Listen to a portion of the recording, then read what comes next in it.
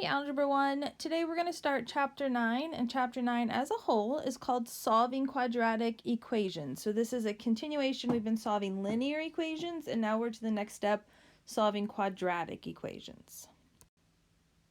Today we're going to start 9-1. We're only going to do half of 9-1 today, and then half of 9-1 next week. So 9-1 is called Properties of Radicals, and we're going to talk about the two main properties of radicals in this lesson. Before we start on the properties, it is a good thing to know your perfect squared numbers. Okay, these numbers you're going to be using in almost every single problem that we do in this, in this section for sure, and you're going to be using them quite often in Chapter 9. Perfect square numbers are numbers that when you square root them, you get a whole number. So we can actually make them by squaring whole numbers. So we'll start out with what's 1 squared? 1. What's 2 squared? 4.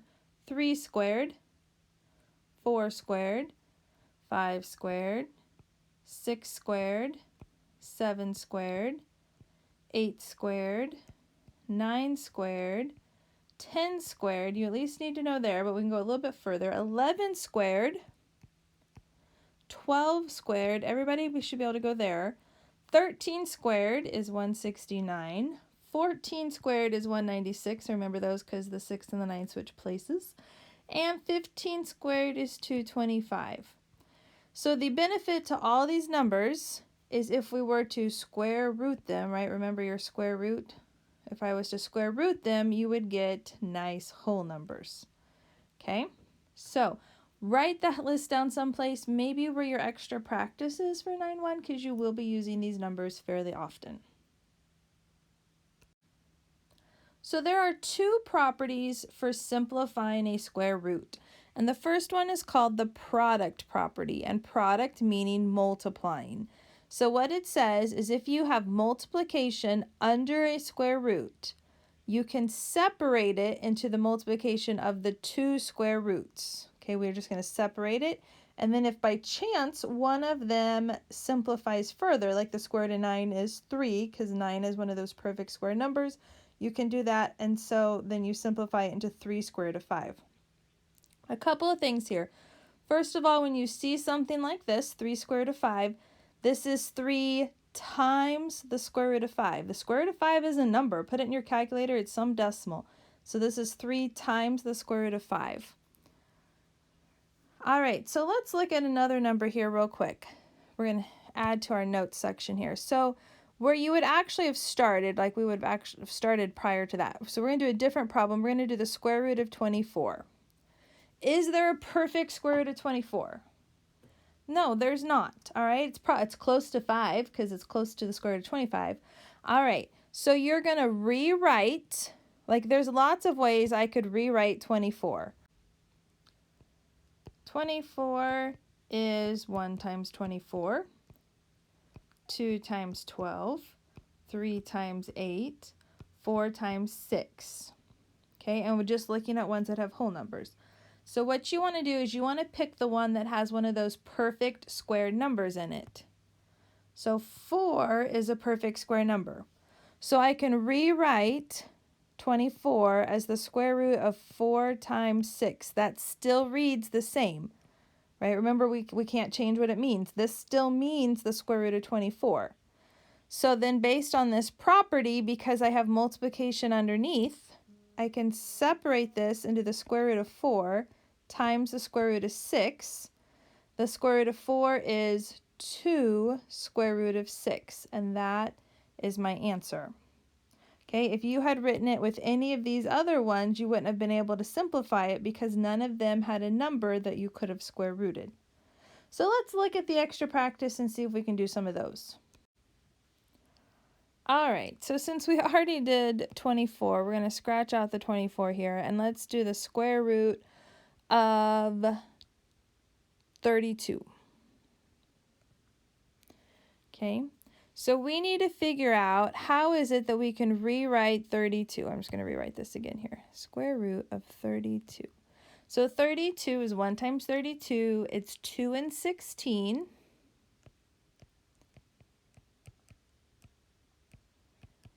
And it's 4 and 8. And you'll notice 16 is a perfect square number and 4 is a perfect square number. So which one do I pick? You actually want to pick the largest squared number, otherwise you're not fully simplified. And that's what we're doing here, is we're simplifying. So we're going to pick 2 and 16. Now there's two ways to write these. What I showed you on that first slide was a more horizontal way. So if we did, I'm actually going to change, I'm going to do 16 times 2. I like to write the perfect square number first. Then based on my product property, I can split it apart. And then that's going to be 4 square root of 2. But I actually personally prefer to write it as more of a tree branch kind of method. So if I have the square root of 32, I'm going to branch it into 16 and 2. Notice they're both under square roots. And they multiply. 16 times 2 multiply to be back to 32. And then the square root of 16 is 4 with a square root of 2. And so that's actually how I usually write them. So let's look at number 2. That negative out front's just going to hang out and stay out front. Do not do anything with that negative. Okay. So you need to figure out what perfect squared number goes into 48. Okay, so 48 can be 1 and 48, 2 and 24, 3 and 16. I think that's going to be your best bet for the largest one. So if I do my little branching thing, we're just going to let that negative hang out front. We're going to branch this into the square root of 16 and the square root of 3, because those multiply to be 48. And the square root of 16 is 4, square root of 3, and then we just need to make sure to bring that negative because that goes with the answer. All right, so notice number 3 and 4 both have variables also. Does not really make the problem much harder. If we look at 3 first, based on our product property, right, because you have multiplication going on right there in the middle, there's multiplication. So this is really the square root of 162 times the square root of g to the 6th. And we can look at g to the 6th here in a second. So we need to figure out what's the largest squared number that goes into 162. So looking at your list, can you figure out which one of those numbers go into 162? All right, I believe the largest perfect square number that goes into 162 is 81. So this is going to be the square root of 81 and the square root of 2. So the square root of 81 becomes 9, square root of 2. But you're not done because you also have this guy over here. Now, what is g to the 6th? And there's a couple ways that we can write g to the 6th, but maybe g to the 6th is g squared times g squared times g squared. Because what do you do with your exponents when you are multiplying? You add them together. So 2 plus 2 plus 2 is 6. Now, why am I saying to write it like this? Because instead of branching out to 2 things, I can actually branch out to 3 things. Square root of g squared, square root of g squared, and the square root of g squared. All right, and then we need to have a quick conversation about what happens when you square root a square. Like, what is the square root of 5 squared?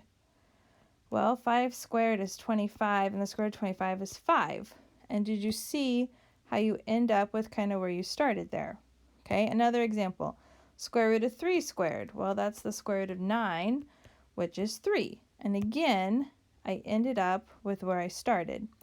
So what happens when I square root a square is they kind of cancel. They cancel and you have what's left underneath.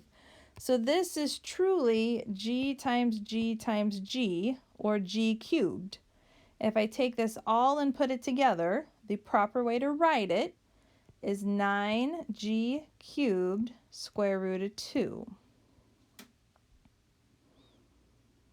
Okay, so let's look at number 4. So 4 has a negative out front that's just going to hang out front the whole time. Don't do anything with it. It's just going to hang out front. We do need to figure out what goes into 512.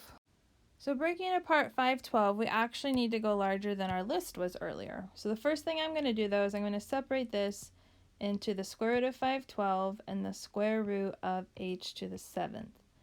And then 512 is actually 256 times 2, And 256 happens to be 16 squared. So this is going to be 16 square root of 2. So that's how the 512 breaks down. Now for the h to the 7th, you might notice that we have an odd exponent, where over here we had an even exponent. So you're actually going to break it into 4. Now why 4? All right. So you're going to have the square root of h squared, the square root of h squared, the square root of h squared. There's 6 h's. And then you just have one lonely one left. So we have a square root of h. Each of these h squareds becomes an h. And that square root of h has to stay the square root of h. So if we put it all together, the 16 is out front, followed by an h cubed, because those all broke free from their square root. And then what's left under a square root is 2h. So that is the product property.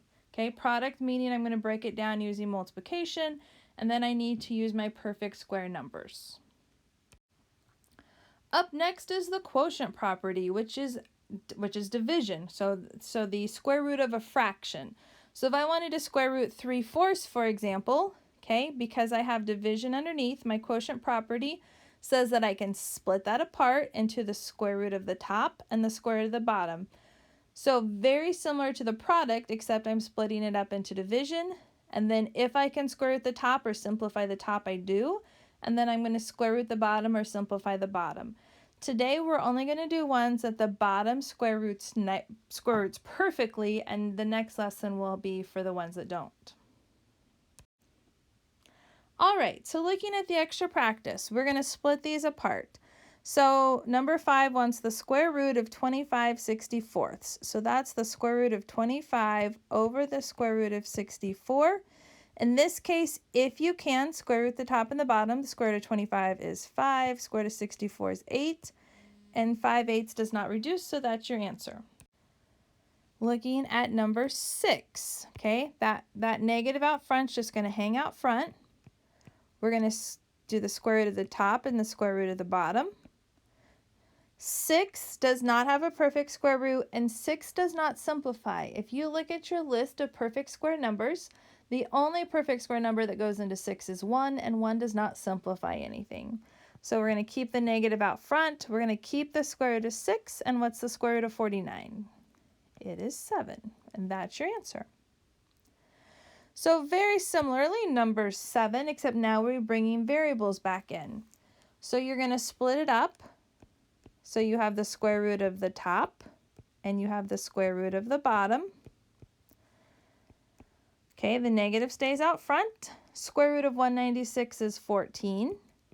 All right, the square root of r to the 4th, if you'll remember from before, we split that up into r squared and r squared, or something very similar to that, right? Because when you multiply, you add your exponent, so that is all of r to the 4th.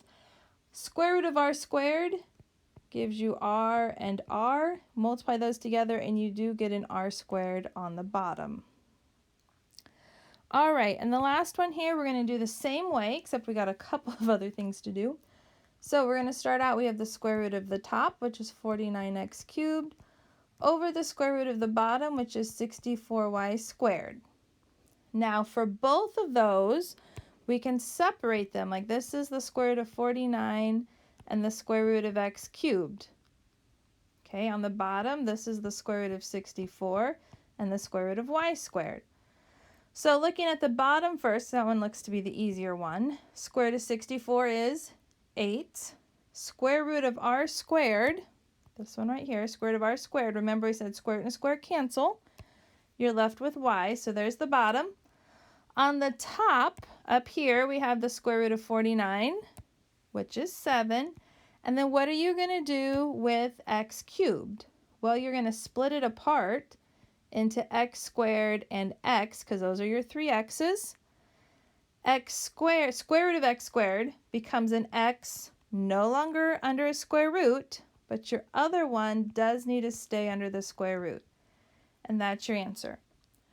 All right, so we're only doing half this section this week because this is some pretty intense stuff. I will be available live throughout the week. If you have questions, let me know. We'll get them answered. Have a good day.